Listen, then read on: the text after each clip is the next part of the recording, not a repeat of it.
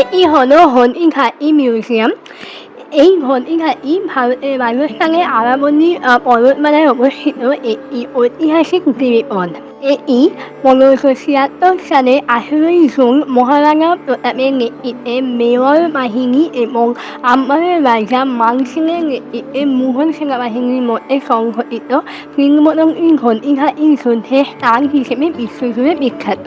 রাজস্থানের হলদিঘাটিতে অবস্থিত মহারাণা প্রতাপ জাদুঘরটি একটি বেসরকারি পরিচালিত ঐতিহাসিক জাদুঘর, যা মেওয়ার রাজা এবং মুঘল সাম্রাজ্যের বিরুদ্ধে ১৫৭৬ সালে ১৮ই জুন যে যুদ্ধ হয়েছিল তার প্রতি উৎসর্গীকৃত। মহারাণা প্রতাপ মিউজিয়ামের এন্ট্রি ফি হচ্ছে ১২০ টাকা করে, গাইডের জন্য ২৫০ টাকা করে লাগে যদি গাইড নিতে চান। ক্যামেরা এবং মোবাইলের জন্য কিন্তু কোনো চার্জেস লাগে না, একদম ফ্রি। মহারাণা প্রতাপের জীবনকাল ছিল ১৫৪০ সাল থেকে ১৫৯৭ সাল পর্যন্ত এবং তিনি সিংহাসনে বসেছিলেন ১৫৭২ সালে। সম্রাট আকবর গুজরাটে যাওয়ার একটি স্থিতিশীল পথ নিশ্চিত করতে চেয়েছিলেন এবং মহারাণা প্রতাপের কাছে পূর্ণবর্ষতা দাবি করেছিলেন। সিংহাসনে বসার পর আকবর তিনবার তিনি রাণা প্রতাপের কাছে এই সন্ধির জন্য প্রস্তাব দেন, কিন্তু রাণা প্রতাপ সেই প্রস্তাব অমান্য করেন। আকবর মেওয়ারের বিস্তৃত অঞ্চল দখল করেন এবং ১৫৭৬ সালে ১৮ই জুন এখানে নিকটবর্তী অঞ্চলে মেওয়ারের রাণা প্রতাপের সঙ্গে আকবরের সেই সময় সেনাপতি ছিলেন মানসিং দ্বিতীয়, তার সাথে যুদ্ধ হয় এবং সেই যুদ্ধে রাণা প্রতাপ পরাজিত হন, কিন্তু অসীম বীরত্বের পরিচয় দেন। আমরা মিউজিয়ামটির ভেতরে ঢুকবো বলে অপেক্ষা করছি। এখানে একটি অডিও ভিজুয়াল শো এর মাধ্যমে দেখানো হয়। এর ভেতরে রয়েছে যুদ্ধের সব ব্যবহৃত জিনিস এবং 3D প্রিন্টের আকারে সমস্ত কিছু যুদ্ধের বর্ণনা বুঝিয়ে রাখা হয়েছে।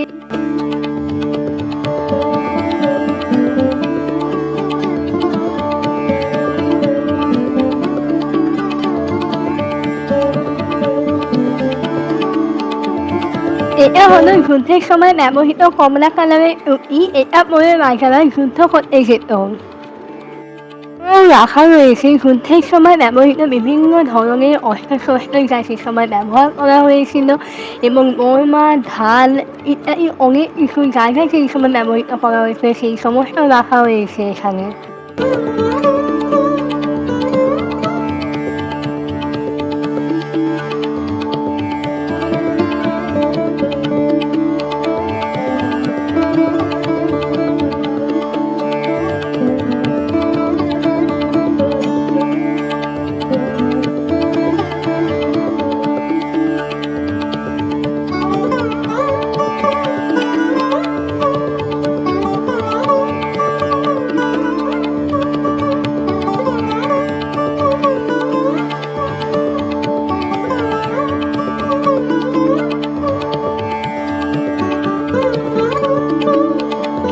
ঢুকে পড়লাম থিয়েটারের ভেতরে। এখানে এই সিনের হলদিঘাটির ব্যাপারে সব বলা হবে। एवं महाराणा उदय सिंह की महारानी जयवंत कमर की कोख से विक्रम संवत 1597 में अर्थात 9 मई 1540 को गढ़ हुआ। बाल्यकाल चित्तौड़गढ़ में गुजरा। सन 1567 में अकबर ने जब चित्तौड़गढ़ पर आक्रमण किया तो मेवाड़ के प्रमुख सरदारों और सेना नायकों के आग्रह पर महाराणा उदय सिंह ने चित्तौड़गढ़ छोड़ दिया। अपने देश, कुल, गौरव और मातृभूमि की मर्यादा के लिए प्राण न्योछावर करने वाले योद्धाओं और ललनाओं से प्रताप ने न केवल सीख ली बल्कि ये घटना उनके जीवन का आधार बन गई। फरवरी 1572 को महाराणा उदय सिंह का देहांत हुआ। प्रताप की ज्येष्ठता और योग्यता को ध्यान में रखते हुए सरदारों ने उनको राजगद्दी पर आसीन किया। होली के दिन उनका गोविंदा में राज तिलक हुआ। उस समय तक लगभग सभी राजाओं ने अकबर की अधीनता स्वीकार कर ली थी। एकमात्र महाराणा प्रताप ने अपना मस्तक अकबर के आगे नहीं झुकाया। प्रताप मुगलों से लोहा लेने की तैयारी में जी जान से जुट गए। 18 जून 1576 की सुबह हल्दी घाटी और खमनोर के मध्य एक मैदान में ऐतिहासिक युद्ध हुआ।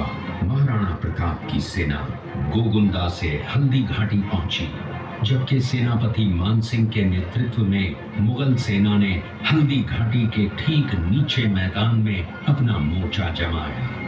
मुगल सेना के हराबल दस्ते द्वारा घाटी में घुसपैठ करने के प्रयास की प्रतिक्रिया स्वरूप महाराणा प्रताप की सेना मुगलों पर टूट पड़ी।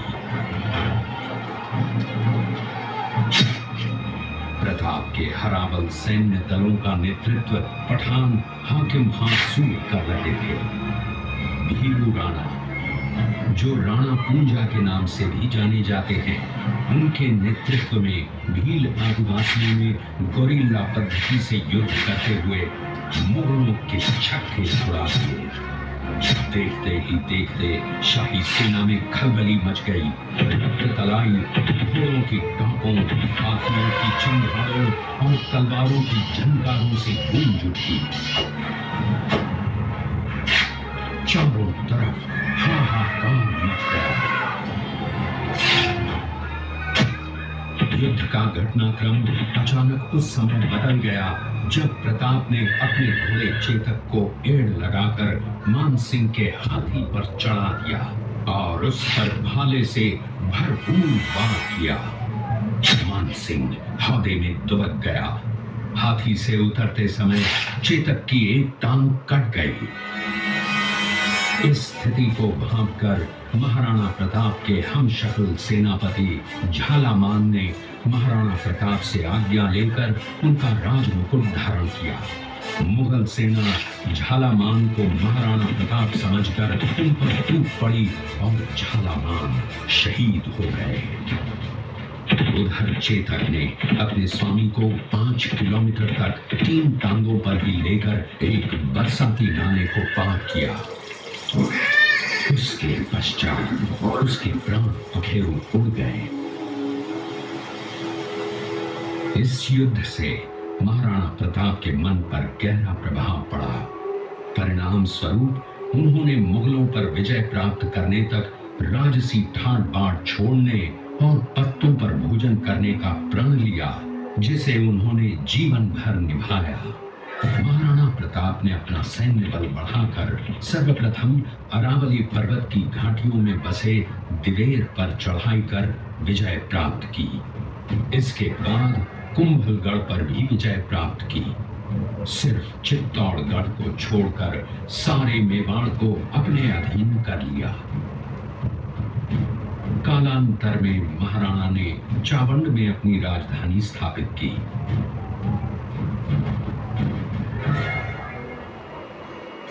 19 जनवरी 1597 को राणा प्रताप ने मात्र 57 वर्ष की आयु में इस संसार से प्रयाण किया।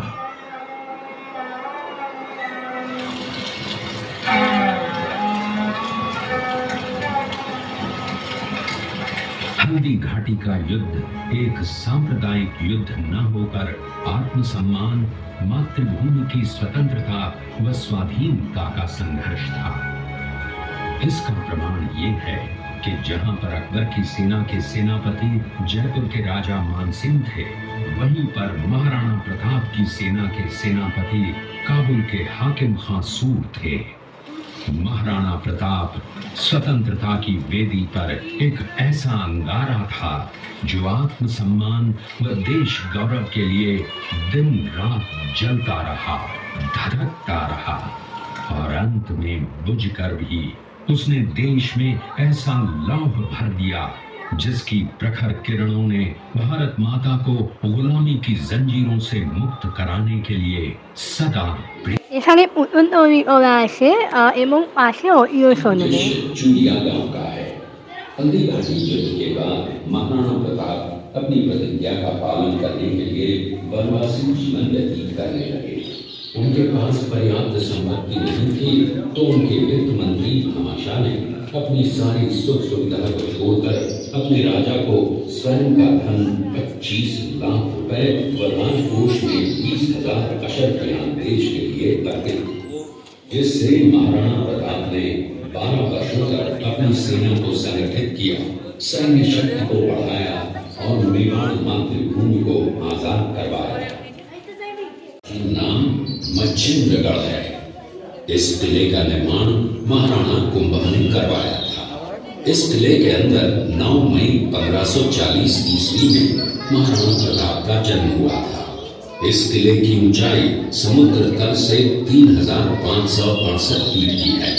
इस किले की दीवार 36 किलोमीटर तक फैली हुई है। इस दीवार का नाम ग्रेट वॉल ऑफ चाइना के अंदर महाराणा प्रताप का बचपन बीता था। इस किले की तलहटियों में महाराणा प्रताप ने अपने गुरु से शिक्षा प्राप्त की थी। ये किला 12 वर्ग किलोमीटर में फैला हुआ है। इस किले पर जब भी विदेशी आक्रांताओं ने आक्रमण किया और उस आक्रमण में कोई भी राजा सैनिक वीर गति को प्राप्त कर लेते तो उनकी पत्नियां वीरांगनाएं अपने सतीत्व की रक्षा करने के लिए जलती हुई अग्नि में कूद प्राणों को त्याग देती थी, जिसे हम जौहर कहते हैं। चित्तौड़गढ़ में 3 मुख्य बड़े था। जब शेरपुर पहुंचा तब उसका पता कुंवर अमर सिंह को चला, जो महाराणा प्रताप के पुत्र थे। अमर सिंह ने शेरपुर छावनी पर अचानक आक्रमण कर दिया। उस आक्रमण में मुगल सेना में भगदड़ मच गई। मुगल सेना को अपनी छावनियों को छोड़कर भागना पड़ा। छावनियों के अंदर से लूटा हुआ माल व अब्दुल रहीम खान खाना, जिसकी बेगम आनी खान को बंदी बनाकर महाराणा प्रताप के सामने पेश किया गया। तब अमर सिंह पर महाराणा प्रताप क्रोधित हुए और कहा, जहां से इस नारी को बंदी बनाकर लाए हो, इसे पुनः ससम्मान की ये घटना है। मेवाड़ की एक ऐसी मां थी जिसने अपने पुत्र का बलिदान देकर राजवंश की रक्षा की थी। उस मां का नाम पन्नाधाय था। पन्नाधाय जाति से गुर्जर थी। वो एक राजकुमार की धाई मां थी। दूसरी तरफ हाथ में तलवार लिए खड़ा ये बनवीर सिंह एक दासी पुत्र है। ये कुंवर उदय सिंह की हत्या करके मेवाड़ की राजगद्दी प्राप्त करना चाहता था। एक रात्रि बनवीर सिंह को मौका मिला। वो राजकुमार उदय सिंह के बड़े भाई विक्रमादित्य सिंह की हत्या करके राजमहल की तरफ आगे बढ़ा। इसकी सूचना पन्नाधाय को लग गई। कुछ समय तक पन्नाधाय चिंतित हुई। तभी पन्नाधाय ने अपने पुत्र चंदन को राजसी कपड़े पहनाकर पलंग पर सुला दिया और उदय सिंह को एक टोकरी के अंदर छिपाकर पत्तों से ढक के महल के बाहर निकालकर गुप्त रास्ते से कुंभलगढ़ भेज दिया। बनवीर सिंह जब तलवार लेकर राजकक्ष में आया,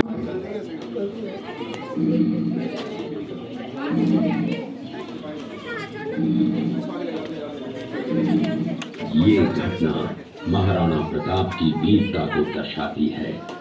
एक समय नरभक्षी बाघ का आतंक आया हुआ था। महाराणा प्रताप ने उस बाघ का शिकार कर उस बाघ को मार डाला। ये घटना महाराणा प्रताप की वीरता की प्रतीक है। इस दृश्य में देखिए महाराणा प्रताप अपनी प्रतिज्ञा का पालन करते हुए। महाराणा प्रताप ने प्रतिज्ञा की थी कि जब तक अपनी मातृभूमि को शत्रुओं से मुक्त नहीं करा लेता, तब तक न तो मैं महलों में रहूंगा, न किसी धातु के पात्र में भोजन करूंगा, न किसी गद्दी के बिछौने पर सोऊंगा। पत्ते ही भोजन के पात्र होंगे, जमीन ही बिछौना होगा। इस प्रतिज्ञा का पालन उन्होंने 21 वर्षों तक जंगलों में रहकर किया। ये दृश्य महाराणा प्रताप और सुविख्यात स्वामी भक्त घोड़े चेतक के अंतिम मिलन का है। हल्दी घाटी युद्ध के बाद चेतक घोड़े ने 22 फीट के एक बरसाती नाले को पार किया। ये उसी समय का दृश्य है। पास में खड़े महाराणा प्रताप के छोटे भाई शक्ति सिंह हैं, जो पहले मुगल सेना में थे। बाद में वो महाराणा प्रताप की तरफ आए, माफी मांगी और अपना घोड़ा महाराणा प्रताप को दिया। ये देखते हुए सभी अतिथि आगे की तरफ মিউজিয়াম ব্যবস্থাপনা অসাধারণ, সবাইকে নিয়ে গিয়ে একটা জায়গায় দাঁড় করিয়ে তারপর বিবরণ দেওয়া হচ্ছে। বিভিন্ন জায়গাগুলিতে সিকিউরিটিরা রয়েছেন, তারা খুব সুন্দরভাবে সবাইকে নিয়ে যাচ্ছেন। এখানে পুরো ব্যাপারটাই অডিও ভিজুয়ালের মাধ্যমে দেখানো হয়। যুদ্ধের সময় মানসিংয়ের হাতির সুরে একটা ছবি রাখা ছিল, সেই ছবি দিয়ে প্রতাপের ঘোড়া সেটাকে পায়ে আঘাত করে এবং সেটা ভীষণ আহত হয় এবং মহারাজা প্রতাপকে নিয়ে পালিয়ে যায়। পায়ে ছুটে এই নালা পার করে মহারাজা এক নিরাপদ স্থানে পৌঁছে সেতক প্রাণ ত্যাগ করেন। মহারাজা প্রতাপের বীরত্ব এবং সেতকের প্রাণ ত্যাগের উদ্দেশ্যে এই মহারাজা প্রতাপ মিউজিয়ামটি হলদিঘাটিতে স্থাপন করা হয়েছিল। এখানে সেই সময় গ্রাম বাংলার বিভিন্ন ছবি ফুটিয়ে তোলা হয়েছে। এই মিউজিয়ামটির কাজ শুরু হয়েছিল 1997 সালে এবং শেষ হয় 2007 সালে এবং তারপর থেকেই জনসাধারণের জন্য উন্মুক্ত করে দেওয়া হয়। এই মিউজিয়ামটি সকাল 7টা থেকে সন্ধ্যে 7টা পর্যন্ত ওপেন থাকে। মিউজিয়ামটি দারুণ লেগেছে। যদি কেউ হলদিঘাটি যুদ্ধ ও রাজা প্রতাপের বীরত্ব সম্পর্কে জানেন না, তাদেরকে এত সুন্দরভাবে বুঝিয়ে দেওয়া হবে যে আপনার মনে একটা আলাদা আগ্রহ তৈরি হবে। এই হলদিঘাটি যুদ্ধের পর রাজা প্রতাপ সম্পূর্ণ কৃষ্ণ সাধনের মাধ্যমে তিনি বাকি জীবন কাটিয়েছিলেন এবং প্রতিজ্ঞা করেছিলেন তিনি মেয়রের মোগলদের হাত থেকে উদ্ধার করতে পারবেন। ততদিন পর্যন্ত তিনি মাটিতে স্মরণ করবে, গাছের পাতায় ভজন করবেন। তো তিনি তার জীবনকালের মধ্যে একমাত্র শীতল ছাড়া মেয়রের প্রায় অধিকাংশ অংশই তিনি দখল করেছিলেন। রাজা প্রতাপের আত্মত্যাগ ও দেশপ্রেম, দেশের প্রতি নিষ্ঠা এবং তার বীরত্বের জন্য সারা ভারতবাসীর কাছে চিরকাল শ্রদ্ধার আসনে থেকে যাবেন।